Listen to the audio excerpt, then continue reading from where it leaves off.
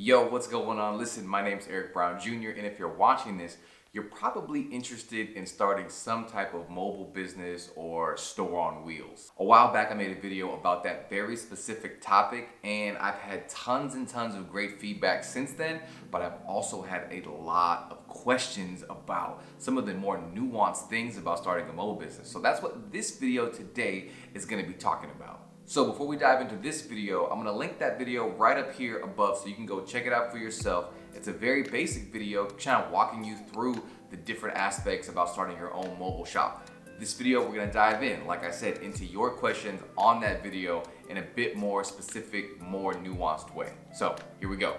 All right, first question I got. How much does insurance cost and what companies do I recommend?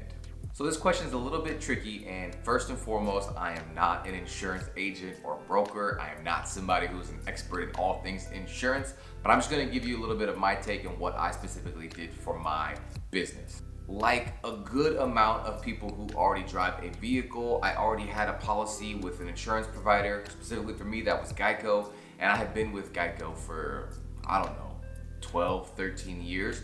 What I did was when I bought my vehicle that I was gonna use specifically for my mobile shop, I got on the phone with my agent. We kind of walked through some different options, and I was able to add my vehicle that I was gonna be using for my business onto my existing policy. Now, you're somebody who maybe doesn't already have a vehicle on that policy. It's probably gonna be best for you to shop around and get you the best rate. But you guys know how insurance is. It varies very differently from state to state, from person to person.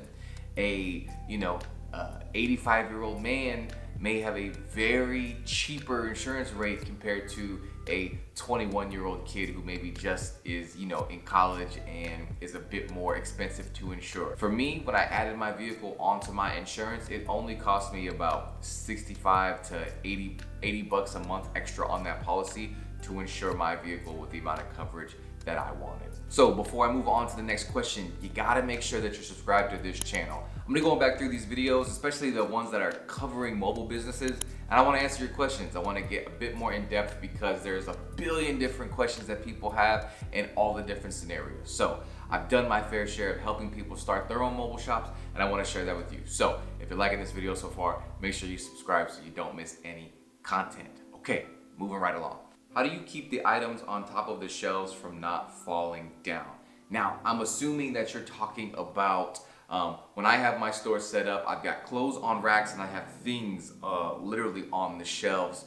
Now, the secret is I don't drive around town with those things all set up. So the way my setup is, I kind of have open shelving. So the best thing that worked for me was load all the things I was gonna set up into bins. And if I needed to have some larger items, like some bigger things that were on coat hangers, I would just lay those down in my bus. Again, for my bus specifically, it was an old school bus and I took out all of the seats. So I had tons and tons of room. So if I was gonna be trying to drive around town with the hats and the other items that I have on the shelves, it would be super dangerous. It would be a mess. Some things would be broken. So for me, what I did, I had everything off of the shelves and bins. And then when I got to my venue, whether it was an actual market we were gonna be selling at, or if it was gonna be popping up, in a cool area in North Park, University Heights in San Diego, then I would set those up once I got to my final destination. However, I do have friends who have started businesses where they have everything under lock and key. They've got some things in cabinets, and that's a great option if you're gonna be driving from place to place and you don't wanna have to set up and tear down everywhere you go. So again, all depends on how you're gonna set the inside of your shop up, but that's definitely a great option if you don't wanna have to go through the hassle of setting up and tearing down. If you move around, where can you stop and set up? Can you set up outside displays to attract people? Can I stop and sell in a busy parking lot? So this is actually like a couple of questions. I'm gonna do my best to answer this question in two parts. So to the first part of your question, the way I understood the law in San Diego at the time when I first started was as long as you were legally parked with your vehicle in a parking spot or a parking space or at a parking meter, you were fine. So my bus, for example, was 17 feet from the front to back. Imagine the size of like a Ford, F-250. It's the size of a regular car, but it's a commercial vehicle. As long as I was in a parking spot, meaning, the front part of my bumper wasn't hanging out into a new parking spot, or same thing with the back, I was good to go, and that meter was paid. But if you want to park in, like, let's say a parking lot that you see that's got a lot of foot traffic or somebody's busy, it's all going to be up to you communicating with whoever owns that parking lot. Obviously, if you're parking at someone's private business, you need to get permission from that person. A great way to do that is to literally go in on foot and patronize somebody's business, right? So if it's like an ice cream shop, go in, buy some ice cream, find out who the owner is, find out who the manager is, introduce yourself. You really got to network and be like, yo, I do this cool thing where I have a shop that's on wheels, and it would be so great to be able to pop up one of these days here in your parking lot. It's all about making connections. It's all about networking. So we did a lot of things at a lot of places that were private property, but again, it was always with somebody that I had built a rapport with. And maybe you're gonna pop up one day in front of, a store that's a public property, and you do have a shop that's, you're parking right in front of. It's always a good courtesy to get out of your vehicle, go into that shop and just say, hey, I'm so-and-so, I'm the one that's got this big crazy, bus, or I've got this big crazy box truck. I just wanna let you know, I sell jewelry, or I sell books, or I sell clothes, or whatever it may be. You're always gonna be a bit more well-received when you make yourself available to other people. Part 2 of your question was, can I set things up on the outside? Now, if you're selling at a specific curated market, definitely set up the outside. That's almost gonna be something that's gonna draw people into your booth. But if you're popping up and you're just parking on an actual public street, I would kind of recommend that you don't have things on the outside of your vehicle, because it's really hard to keep an eye on things. If you have people shopping on the inside and you want to keep an eye on the things that you have outside of your vehicle, it's kind of hard to do.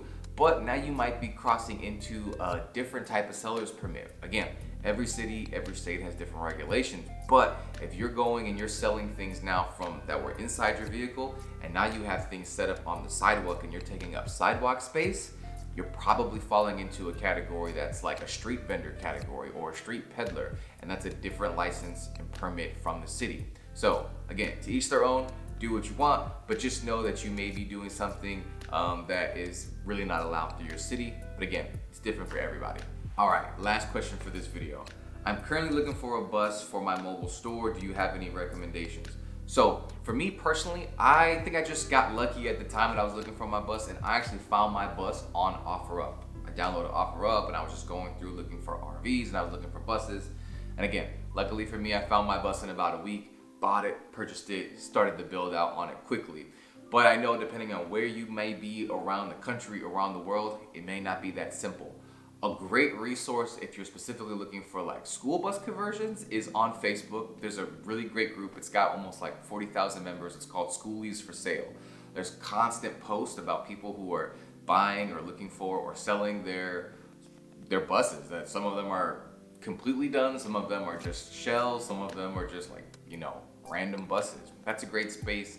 Same thing with Facebook Marketplace, looking for people who are selling their buses or their RVs. Of course, you have OfferUp, and don't sleep on Craigslist. Craigslist is a great place, especially looking up your specific community or looking up somewhere that you're willing to drive to find a vehicle for your shop. A couple things to keep in mind. Here on the West Coast, we don't deal with a lot of snow, right? So a lot of the vehicles that are from here don't really have issues with a lot of rust and breakdown as some of the vehicles on the East Coast deal with. So if you're in a place like Chicago or New York City or Boston, your search for your vehicle may be a bit tougher because you may be only having a handful of vehicles to pull from on your search.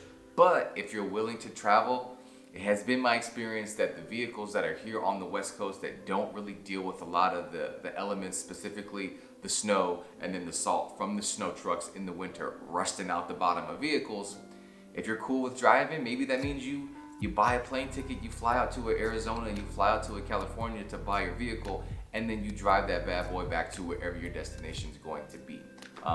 As always though, if you do have questions, feel free to reach out to me on Instagram, or you can leave a comment here below on this YouTube video. I'm happy to help. I try to answer as many questions as I can. I hope this video was helpful, and yeah, good luck on your mobile store, mobile shop journey.